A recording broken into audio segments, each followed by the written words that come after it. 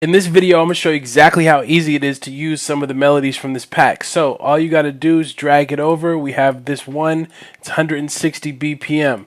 Adjust the tempo on your DAW to 160, start playing it. Drag some hi-hats over.